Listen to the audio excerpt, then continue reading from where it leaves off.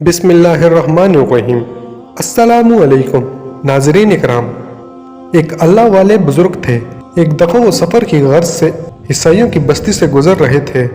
اس بستی کے اوپر صلیبیں لٹک رہی تھی۔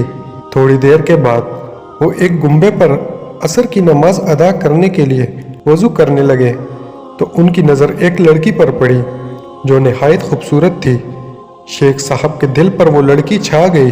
شیخ صاحب کا سینہ وہیں علم سے خالی ہو گیا۔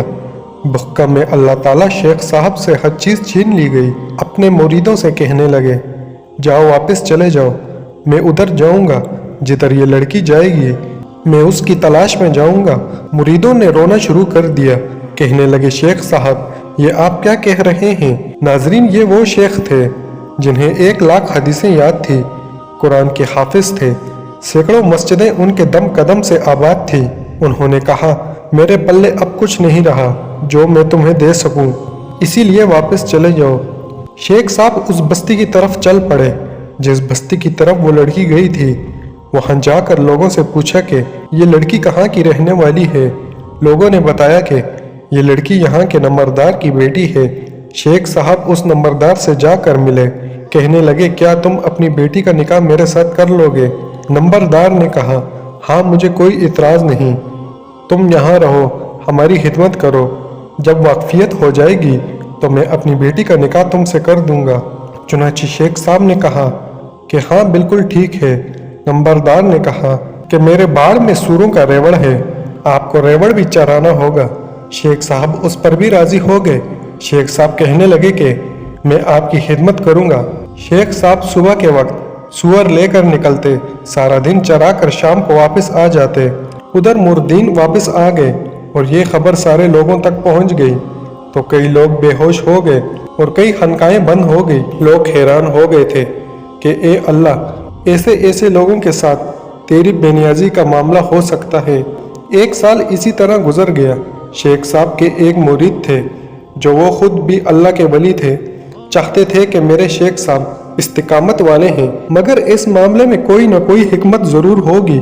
اس مرید کے دل میں یہ بات آئی کہ میں وہاں جا کر معلوم کروں۔ چنانچہ وہ اس بستی کی طرف چل پڑے۔ جب بستی میں پہنچے تو لوگوں سے پوچھا، میرے شیخ صاحب کدھر ہیں؟ لوگوں نے کہا، تم فلاں جنگل میں جا کر دیکھو، وہ سور چرا رہے ہوں گے۔ جب وہ مرید وہاں گیا تو کیا دیکھتا ہے کہ وہ علامہ اور وہی اسحاق جسے وہ لے کر جمعے کا خطبہ دیتے تھے، وہ لے کر سوروں کے آگے کھڑے سور چرا رہے ہیں۔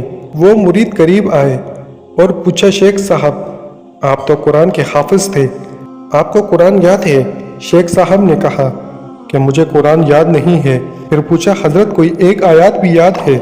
اور شیخ صاحب بولے کہ مجھے ایک آیت یاد ہے جس کا ترجمہ ہے، جسے اللہ ذلیل کرنے پر آتا ہے اسے عزتیں دینے والا اور کوئی نہیں ہوتا۔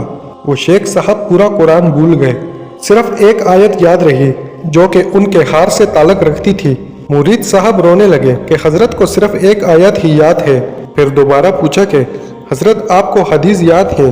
فرمانے لگے، ایک حدیث یاد ہے جس کا ترجمہ ہے کہ جو دین کو بدل دے اسے قتل کر دو۔ یہ سن کر مرید صاحب پھر رونے لگے اور ان صاحب نے بھی رونا شروع کر دیا۔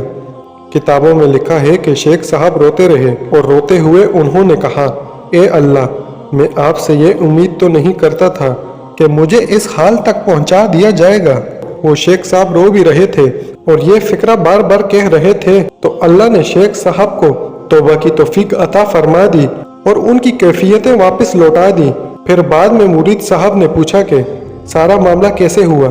شیخ صاحب نے فرمایا کہ میں بستی کے پاس سے گزر رہا تھا تو میں نے صلیبی لڑکی دیکھی تو میرے دل میں یہ خیال آیا کہ یہ کیسے کم عقل لوگ ہیں اور یہ بے وقوف لوگ ہیں جو اللہ تعالیٰ کے ساتھ کسی کو شریک پھراتے ہیں۔ اللہ تعالیٰ نے میری اس بات کو پکڑ لیا کہ اے شیخ، تم ایمان پر ہو، تو کیا یہ تمہاری عقل کی وجہ سے ہے یا میری رحمت کی وجہ سے؟ تمہارا کمال نہیں، یہ تو میرا کمال ہے۔ میری رحمت ہے کہ میں نے تمہیں ایمان پر باقی رکھا ہوا ہے۔ اللہ نے وہ معاملہ سینے سے نکال دیا کہ اب دیکھتے ہیں کہ تم اپنی عقل پر کتنا ناز کرتے ہو۔ تم نے یہ لفظ کیوں استعمال کیا؟ تمہیں یہ کہنا چاہیے تھا کہ اللہ نے ان کو محروم کر دیا ہے۔ تم عقل اور ذہن کی طرف نسبت کیوں کرتے ہو؟ اس واقعے سے سبق ملتا ہے کہ کبھی بھی بڑائی والی بات نہیں کرنی چاہیے، کیونکہ ہر حالت کی عطا اللہ تعالیٰ کی طرف سے ہوتی ہے۔ اللہ تعالیٰ جسے چاہے نوازتا ہے، اللہ تعالیٰ جسے چاہے رسوا کرتا ہے۔ اگر کوئی نماز پڑھتا ہے تو یہ اللہ تعالیٰ کی عطا ہے، اس میں اس نماز پڑھنے والے کا کوئی کمال نہیں، اور اگر کوئی نماز نہیں پڑھتا تو یہ بھی اللہ تعالیٰ کی عطا ہے کہ اللہ نے اس کو توفیق ہی نہیں دی۔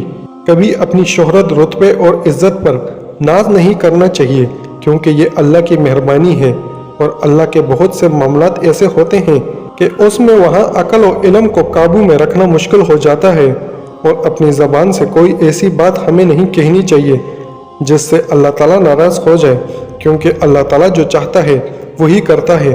اللہ تعالیٰ ہر چیز پر قادر ہے۔ اللہ تعالیٰ سے دعا ہے کہ ہمیں غرور اور تکبر سے بچائے، اور ہماری زبان اور عقل کی حفاظت فرمائے، ہمیں سیدھے راستے سے کبھی نہ ہٹائے۔ آمین ثم آمین۔ اگر ویڈیو آپ کو اچھی لگی ہو تو ویڈیو کو لائک کر کے چینل کو سبسکرائب لازمی کر لیں۔ شکریہ۔